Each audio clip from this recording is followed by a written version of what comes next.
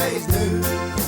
Hello and welcome to Old News, the programme and podcast which looks at news stories of the day through the papers of yesterday.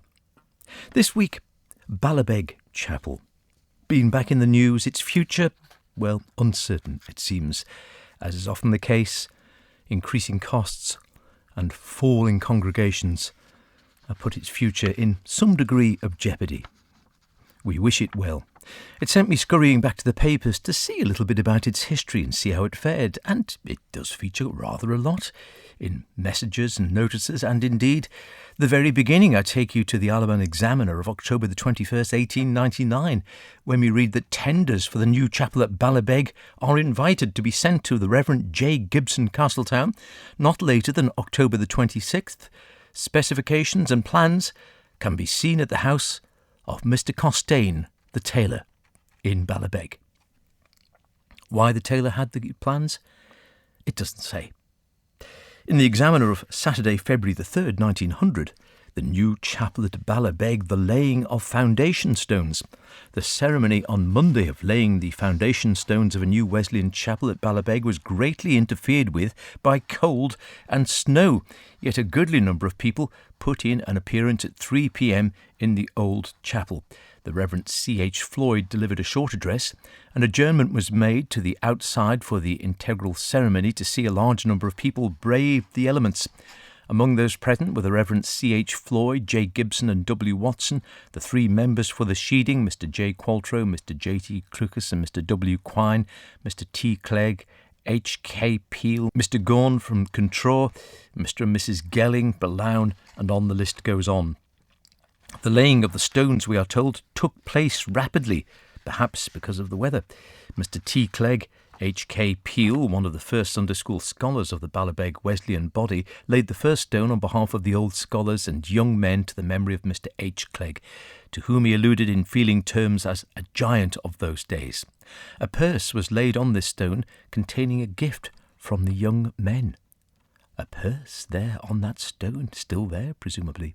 The other stones were laid by Mrs. Kenyuk of Ballinorris, Mr. J. Clark for Mr. J. Clegg, Mr. E. B. Gorn from Contror, of course, Mr. T. Clegg, Mr. J. Qualtrough, H.K., and Mr. J. D. Clucas, H.K.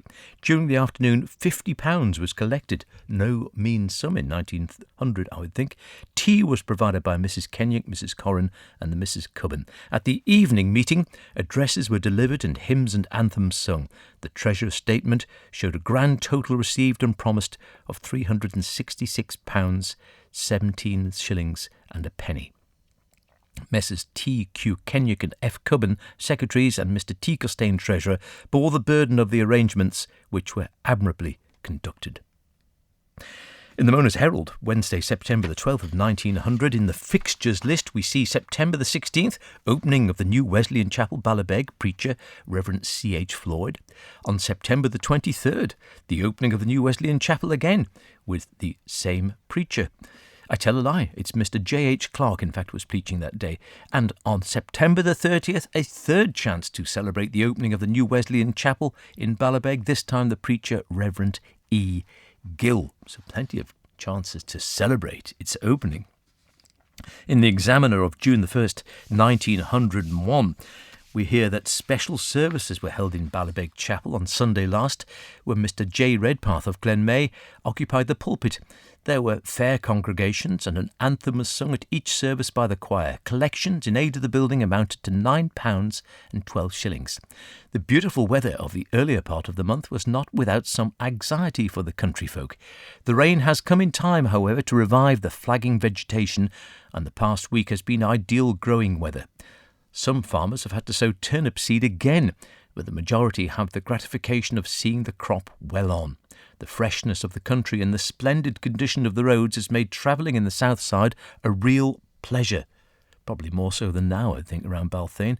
The traffic of vehicles has been unprecedented for this week. One accident occurred, both horses of a wagonette going down near the Friary.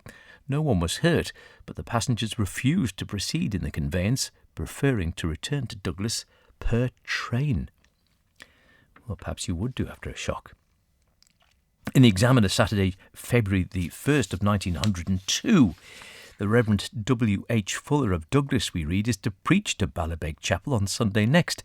The Band of Hope concert at Colby is fixed for Thursday, the 13th of February. There is to be a tea meeting and concert in connection with Ballabeg Chapel on the 20th of February. The school was closed on Thursday, though, a holiday having been given in honour of the fact that Aubrey, for the third year in succession, has headed the list of percentages of attendance for the island. A letter has been received from Mr. A.E. Eardley, formerly of the parish and now resident at Russell, Manitoba.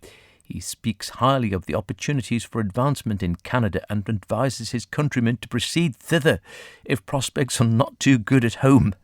Mr. Eardley has himself got on well. If in doubt, emigrate.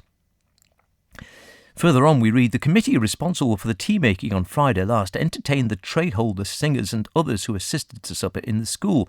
On the night of the public tea, the tray holders work hard for some 4 hours and then find it impossible to hear a scrap of the concert, and the singers, in the face of great difficulties, render their song but hear nothing of the other items. Realising this, the committee organised a social last year, and it was so successful the experiment was repeated. The first part of the proceedings consisted of the presenting of the balance sheet by Mr. T. Castaigne, Treasurer. This showed a gain after paying all expenses of £10 3 shillings. This, though a little less than last year, is more than double the average of the years 1896 to 1900. Those present, to the number of some 60, partook of an excellent meat supper, Miss Cooley, the vicarage, and Miss Clegg Colby doing the honours of the table. Supper over, singing was in order, and there was no lack of soloists. Later, dancing and games were entered into with zest, we read.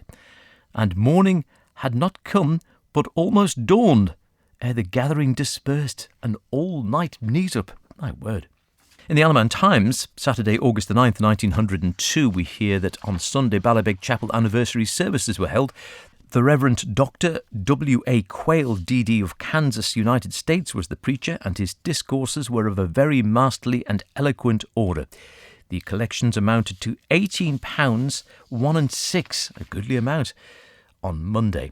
Dr. Quayle delivered a lecture entitled Fool's Errands, and for about 2 hours he fairly riveted the attention of the large audience, amongst whom was Canon Cooley. 2 hours, good Lord.